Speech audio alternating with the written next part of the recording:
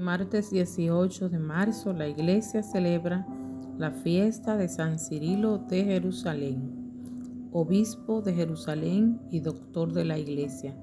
Nació aproximadamente en el año 315 y murió probablemente el 18 de marzo del año 386 en el Oriente. Su festividad se celebra el 18 de marzo. En el occidente el 18 o el 20. Poco se conoce de su vida. Tenemos información producto de sus contemporáneos más jóvenes, Epifanio, Jeromi y Rufino, y de historiadores del siglo V, Sócrates, Sosome y Teodoret. Cirilo nos da por sí mismo la fecha de su catequesis, 70 años después del emperador Probus, cerca del año 347. Si él es exacto, Constant aún está vivo. Mather piensa que Cirilo ya era obispo, pero normalmente se considera que él era solamente un sacerdote. San Jerónimo relata que San Cirilo había sido ordenado sacerdote por San Máximo, su predecesor, luego de cuya muerte el episcopado fue prometido a Cirilo por el metropolitano y por otros obispos arianos, con la condición de que él debía repudiar la ordenación que había recibido de Máximo. Él consistió tener el ministerio como diácono solamente y fue compensado por esta impiedad con la sede. Máximo había consagrado a Heraclio para sucederle, pero Cirilo, por medio de varios fraudes, degradó a Heraclio en el sacerdocio. Así dice San Jerónimo, pero Sócrates relaciona el hecho de que Acasio sacó a San Máximo y lo sustituyó por San Cirilo. Una pelea estalló entre Cirilo y Acasio, aparentemente motivada por la cuestión de precedente o jurisdicción. En Nicea, los derechos metropolitanos de Cesarea habían sido resguardados, mientras que una dignidad especial se había dado a Jerusalén. Aún así, San Máximo sostuvo un sínodo y ordenó obispos. Esto pudo con mucho ser la causa de la enemistad de Acasio con él y de su apego a la fórmula de Nicea. Por otra parte, la correcta cristología de Cirilo puede haber sido real, aunque con fondos velados, en cuanto a la hostilidad que Acasio le tenía. Los eventos del año 357 a causa de Acasio forzaron a que Cirilo se fuera al exilio con los cargos de haber vendido muebles de la iglesia durante un tiempo de hambre. Cirilo se refugió con Silvanus, obispo de Taranus. Apareció en el concilio de Seleucia en el año 359, en el cual resultó triunfante el partido semiariano. Acasio fue dispuesto y San Cirilo parece haber retornado a su sede. Pero el emperador no estaba a gusto con el desarrollo de los acontecimientos. En el año 360, Cirilo y otros que tenían posiciones moderadas fueron sacados nuevamente y solo regresaron con la ascensión de Juliano en el año 361. En el año 367, un decreto de Valens desvaneció a todos los obispos que habían sido restaurados por Juliano, y Cirilo permaneció en el exilio hasta la muerte de su perseguidor en el año 378 y en el 380. San Gregorio de Niza llegó a Jerusalén con la recomendación de llevar a cabo un concilio en Antioquía en el año precedente.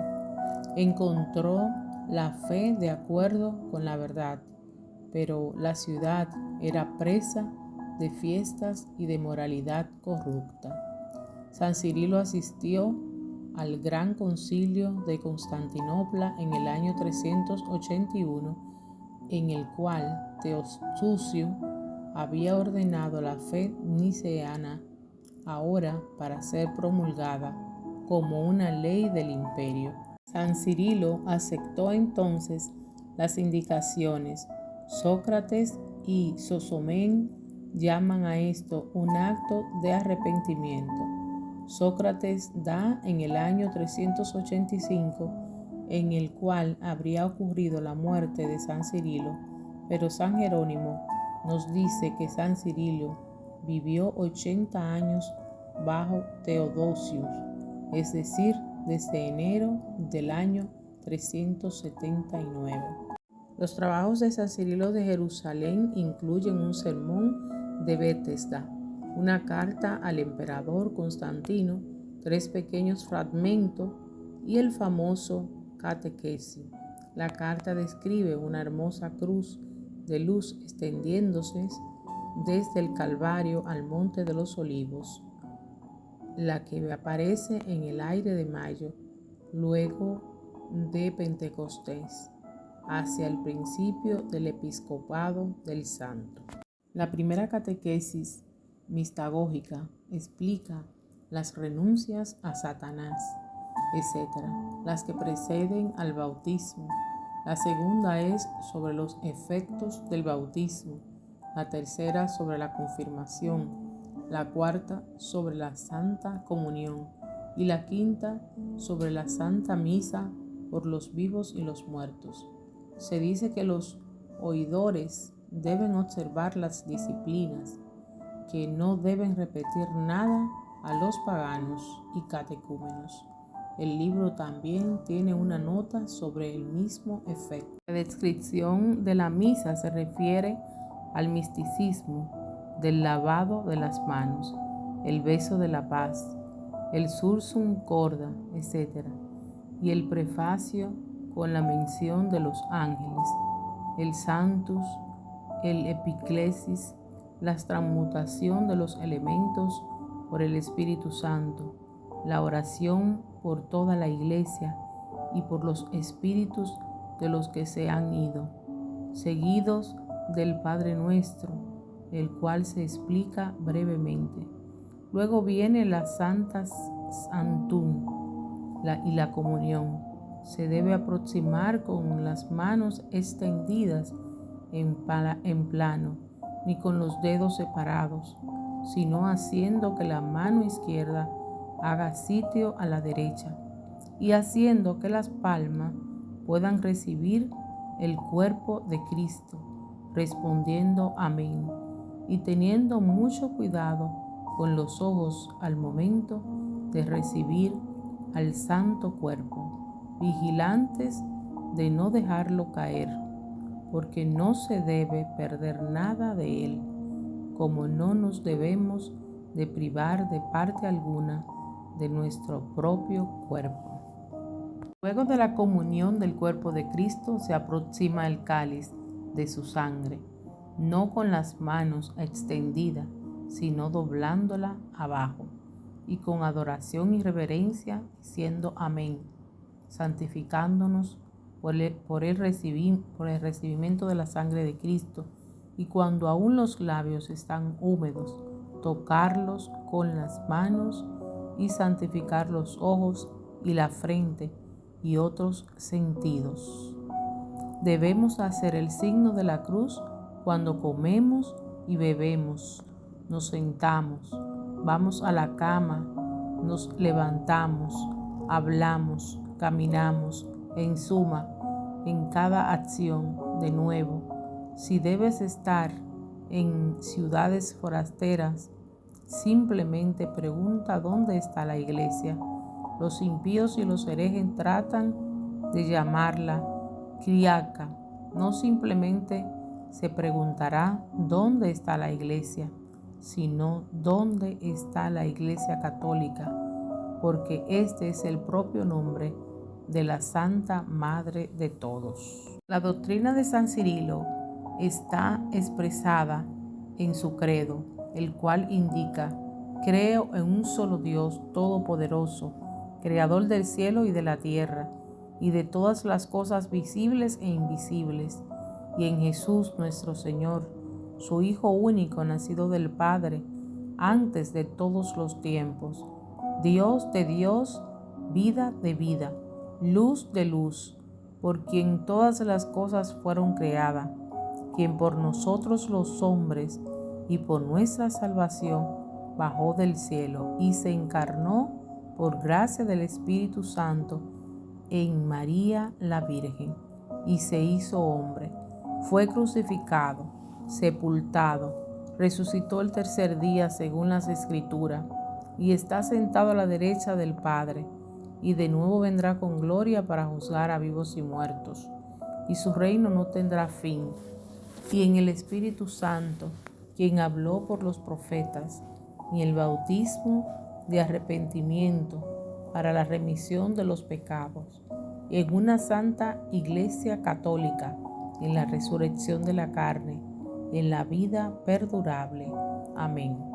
Las palabras en itálicas son aquellas sobre las que se no tiene certeza.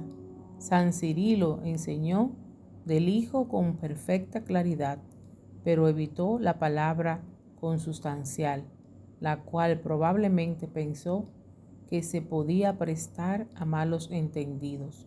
Nunca mencionó arianismo, aunque denunció la fórmula ariana.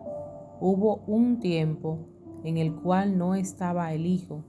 Él perteneció a la posición antiariana o homoeana, y tiene alegría en decir que el Hijo es en todas las cosas como el Padre. Él se comunicó libremente con los obispos tales como Basil y Statius de Sebaste. Él no solamente no explica la Santísima Trinidad como encabezada por un solo Dios, sino que no dice que las tres personas son un solo Dios. El único Dios para él es siempre el Padre. Hay un Dios, el Padre de Cristo, y un Señor Jesucristo, y el Hijo único y amado del único Dios, y solo un Espíritu Santo, quien santifica y deifica todas las cosas. Mas Él, estando en lo correcto, afirma: nosotros no dividimos la Santísima Trinidad como hacen otros, ni tampoco lo fundimos en un solo como Sabilius.